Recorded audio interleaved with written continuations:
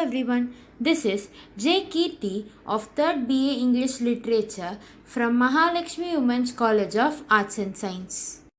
I am here to review the book Where I Lived and What I Lived For, written by H.D.Thoreau. The title of this chapter combines a practical topic of residence where I lived with what is probably the deepest philosophical topic of all, the meaning of life, what I lived for. Thoreau thus reminds us again that he is neither practical, do-it-yourself or a philosopher, but a mixture of both at once, attending to matters of everyday existence and to questions of final meaning and purpose.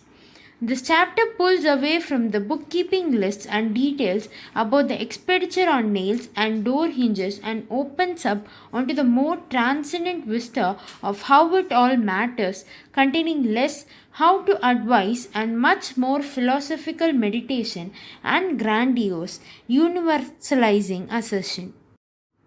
It is here that we see the full influence of Ralph Waldo Emerson on Thoreau's project. Emersonian self-reliance is not just a matter of supporting oneself financially, but a much loftier doctrine about the active role that every soul plays in its experience of reality. Reality for Emerson was not a set of objective facts in which we are plunked down, but rather an emanation of our minds and souls that create the world around ourselves every day.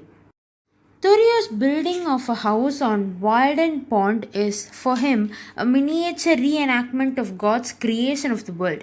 He describes its placement in the cosmos in a region reviewed by the astronomers just as God created a world within the void of space.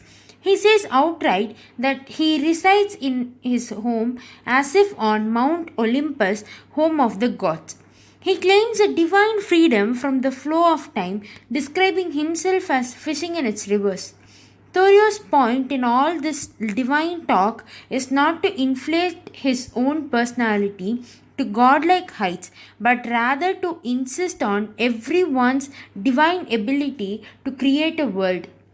Our capacity to choose reality is evident in his metaphor of the realometer, a spin-off of the nilometer, a device used to measure the depth of the river Nile. Thoreau urges us to wade through the muck that constitutes our everyday lives until we come to a firm place which we call reality and say, "This is." The stamp of existence we give to our vision of reality. This is evokes God's simple language in the creation story of Genesis. Let there be, and the mere fact that Thoreau imagines that one can choose to call one thing reality and another thing not provides the spiritual freedom that was central to Emerson's transcendentalist thought. When we create and claim this reality, all the other news of the world shrinks immediately to insignificance, as Thoreau illustrates in his mocking parody of newspapers reporting a cow run over by the Western Railway. He opines that the last important bit of news to come out of England was about the revolution of 1649, almost 2 centuries earlier.